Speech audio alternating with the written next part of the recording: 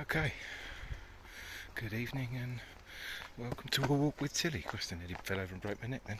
This is young Tilly. Say hello, Tilly. Come on then, good girl. And it's actually proving to be a really lovely evening. It's pissed down with rain up day today. First rain we've had in, or decent amount of rain we've had in months.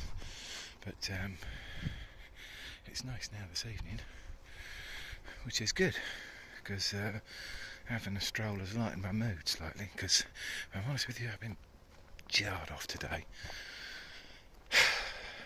See, it doesn't take much, if I'm honest. Stupid things bug me. Like, I don't like it when people in power who haven't even actually achieved their power yet have started off by just lying.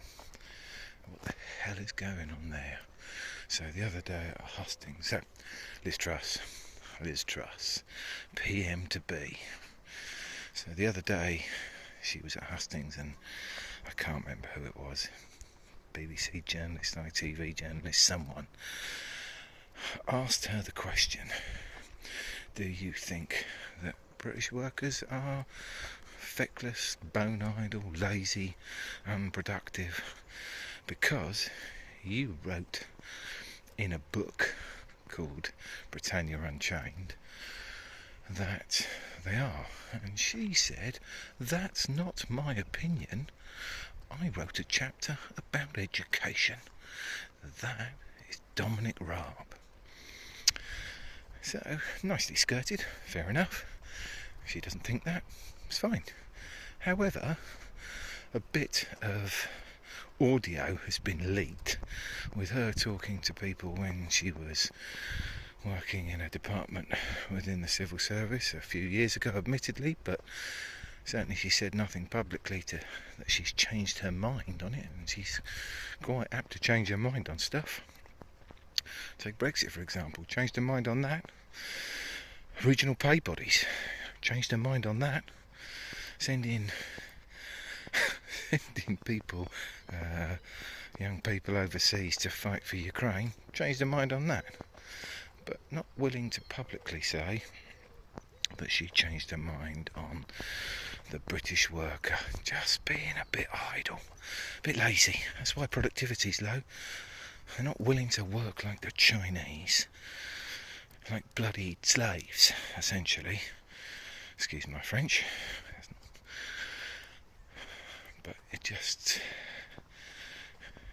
She lied again. Just blatantly said one thing. Didn't say I'd said that in the past. Didn't suggest she thought that in the past. But she obviously does. She thinks that British workers are among the laziest in the world. And it's just twaddle.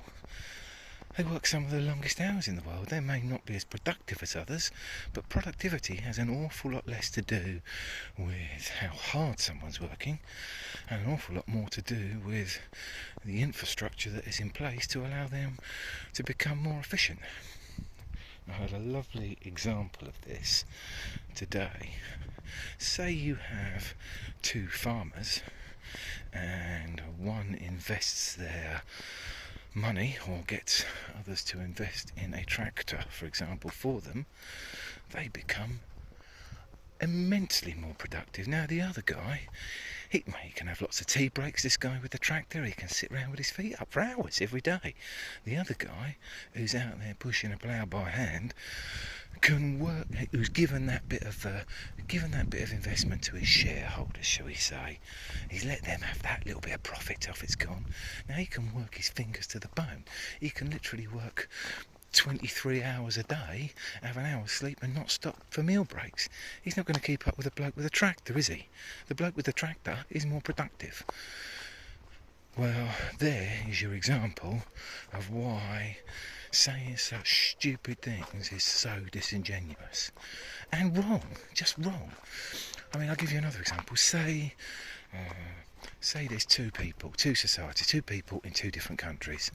One of them has a fantastic healthcare service, free at the point of use. He pays a bit of tax for it,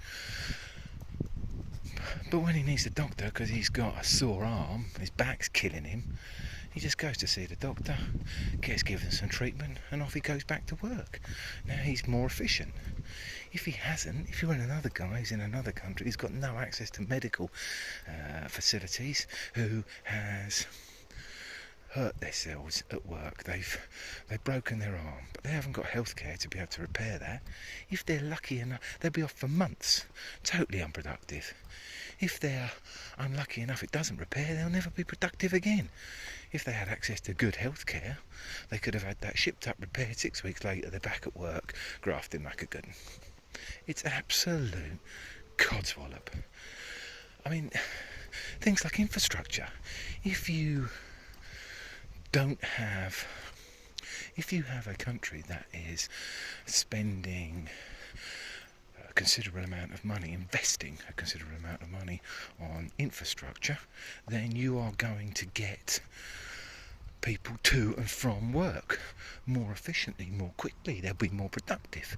If they can, you can put goods and services or spread them around more efficiently. You can transport them more efficiently because there's good investment in infrastructure, in the for example, the rail network, where profits aren't being whiffed out to shareholders all the time, and a couple of people who run the show, but are actually being invested in the staff, for example, so that they can earn a decent living, and invested in the trains and the tracks and the infrastructure, so it's all efficient and it works well. People will get to work more efficiently in better time, and therefore they will be more productive.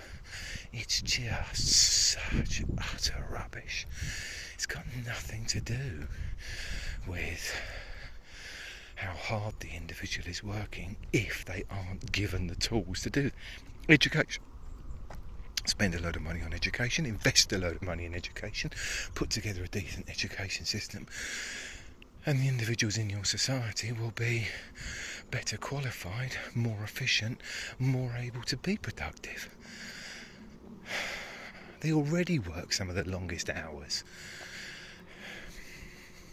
Alternatively, you could run a slave society where people aren't that productive but the costs are really low. I don't fancy living in a society like that, and if Liz Truss wants me to, she can start off. I'm just angry, sorry, I apologise. This stuff makes me cross. It's just rubbish. It's just she's going to be our Prime Minister. She is literally going to be in charge of the show. Anyway, I've ranted enough. I'm going to enjoy the rest of my walk and calm down again. Look at that. Lovely evening. Speak to you soon.